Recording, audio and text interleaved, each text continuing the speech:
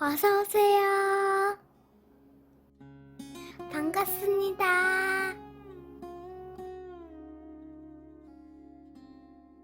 안녕하세요. 저는 이혼해서 너무 행복한 여자입니다. 사람마다, 사연마다 여러 가지 이혼이 있겠지만, 저에게는 이혼은 너무나 간절한 소원이었습니다. 아직 결혼하지 않는 분들이 보신다면, 결혼에 대해서 다시 한번 진지하게 고민해 보셨으면 하는 마음의 사연을 보내게 되었습니다. 저는 1984년도 중매로 만나서 결혼하게 되었습니다. 두 아이를 낳았고 약 35년간 결혼을 끝내고 이혼하게 되었습니다.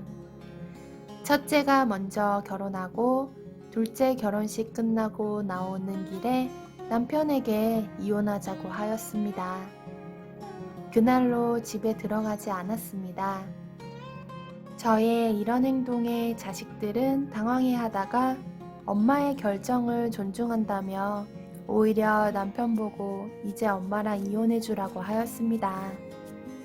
제 결정을 응원해주는 자식들에게 너무 고마웠고 헛살지 않았다는 것 같아서 너무 행복했습니다. 제가 약 35년간 지내온 결혼 생활은 한 단어로 요약하자면 가정폭력이었습니다.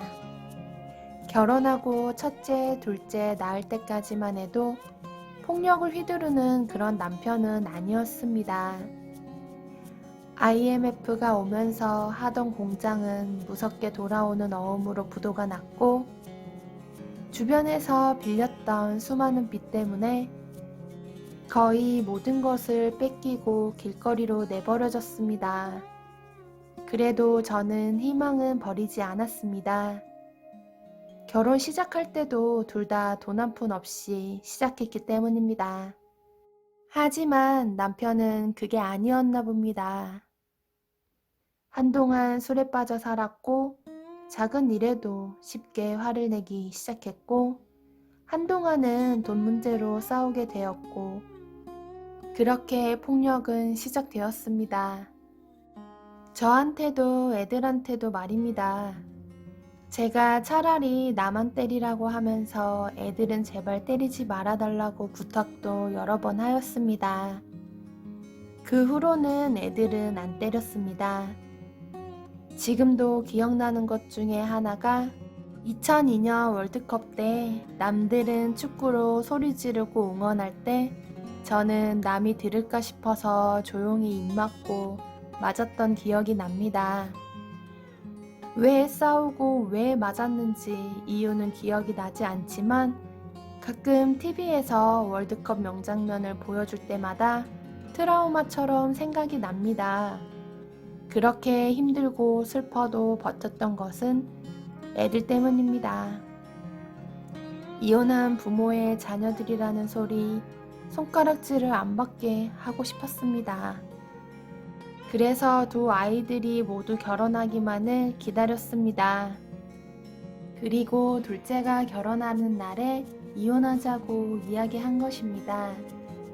물론 IMF 시절에 힘들었던 가정 환경이 많이 좋아진 후에는 남편이 진심으로 사과도 하고 그 후로는 폭력도 없었습니다.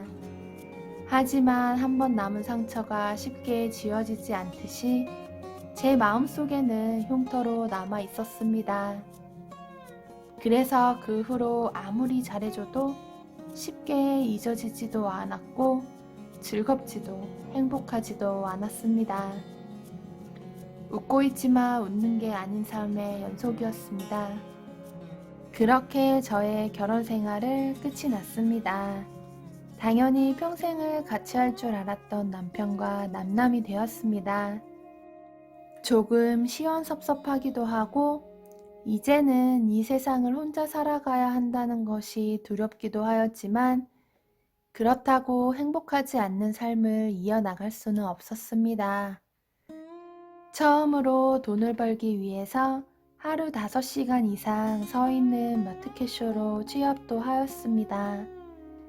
그리고 한 20년 만에 화장품이라는 것도 사보았습니다. 젊었을 때 좋아했던 노래도 찾아서 듣게 되었습니다. 참 사소한 것들이지만 행복이란 이런 거라고 느꼈습니다. 얼마 전에는 제 생일이어서 두 아들과 며느리, 손주가 제 집으로 놀러 왔습니다. 15평의 작은 빌라였지만 자식들이 오니 너무 반가웠습니다. 그놈의 돈 때문에 맞고 살았고 눈치를 보았기에 마음 편히 자식들 용돈 한 번 준 적이 없었습니다. 많지는 않지만 용돈을 주니 너무나 기분이 좋았고 이래서 일하지 싶었습니다. 지금도 오전에는 건물 청소 및 분리수거하고 늦은 오후부터는 마트에서 일하고 있습니다. 거기에 노인연금, 보험, 연금을 받다 보니 먹고 사는데 지장이 없습니다. 조금 더 시간적인 경제적인 여유를 가지게 된다면 작은 카페를 하나 차리는 것입니다. 그래서 요즘은 주말이면 바리스타 학원에 다니고 있습니다. 이런 제 노년이 슬프다고 생각하지 않습니다. 더 늙기 전에 지금이라도 잃어버린 저를 찾을 수 있다는 것도 새로운 꿈을 꾸고 도전할 수 있다는 것이 너무 행복합니다. 아직은 모아놓은 돈도 얼마 없지만 그래도 키워야 할 자식이 없고 그저 제 한 몸이 쉴 수 있는 곳과 먹을 것만 있으면 되기에 부담도 없습니다. 두 아이들이 같이 살자고는 하지만 아직 몸도 건강하고 저 혼자서도 충분히 지낼 수 있기에 부담 주고 싶지 않아서 싫다고 하였습니다. 매일매일 손주들 보는 재미도 있겠지만 특히 며느리에게 부담이 될 거라는 것을 잘 알기에 거절하였습니다. 다만 이혼하면서 마음에 가장 걸리는 부분은 아들들이 남편하고도 연을 끊었다는 것입니다. 아들들도 마음의 상처가 적지 않은 것을 잘 알고 있었지만 그래도 괜히 저 때문에 그렇게 된 것 같아서 아들들에게도 전 남편에게도 미안한 마음이 듭니다. 아주 가끔 전 남편에게 안부차 연락을 합니다. 잘 지낸다고는 하지만 목소리에서 외로움이 느껴집니다. 그래서 지난번에는 만나서 밥도 같이 먹었습니다. 조용히 다시 합치면 안 되냐고 물었지만 정중히 거절하였고 정 심심하면 친구로 지내자고 하였습니다. 그러면서 집에만 있지만 말고 나가서 친구들도 만들고 사람들과 어울려 보라고 하였습니다.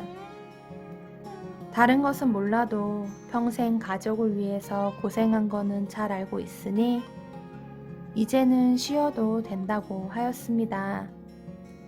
제가 이혼하고 나오면서 현금 1억 외에는 전부 다 두고 나왔습니다. 남편이 정말 평생을 고생해서 벌은 것도 알고 있고 결국 나중에는 자식들에게 갈 것들인데 얼마 남지 않은 인생에 돈 욕심까지 부리며 살고 싶지 않았습니다. 저는 이렇게 지내고 있습니다. 저는 제 인생이 불행했다고 생각하지 않습니다. 다만 남편과 제가 위기를 넘기는 능력이 부족했다고 생각합니다. 저희 부부도 역시 초보 남편이었고 초보 아내였던 것입니다.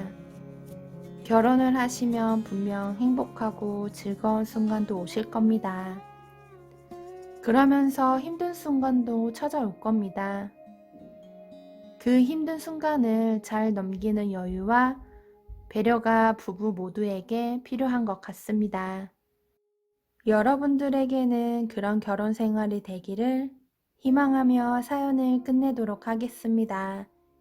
긴 글을 읽어주셔서 감사합니다. 구독과 좋아요 꾹꾹 눌러주세요. 꾹꾹. 알림 설정도 꾹꾹 눌러주세요.